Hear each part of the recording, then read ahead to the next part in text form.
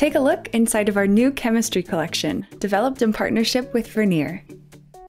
The Beers Law Lab guides students through the process of generating a standard curve to determine the concentration of a copper sulfate solution. Students practice calculating the molar absorption coefficient and answer questions on the fundamentals of visible light spectrophotometry. The activities use Vernier's GoDirect SpectroVis Plus spectrophotometer to collect absorbance data from a series of copper sulfate solutions. Students use their data to construct a standard curve from the solutions with known concentrations. This standard curve is then used to calculate the concentration of their unknown solution. Students calculate the molar absorption coefficient for copper sulfate and identify potential sources of human error.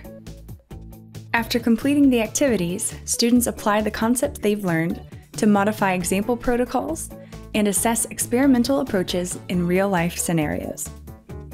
Students then reflect on further questions and ideas related to visible light spectrophotometry. Finally, students are guided through writing a scientific lab report to communicate the purpose and findings of their work. Thanks for looking through one of our chemistry labs. We hope you enjoy the collection.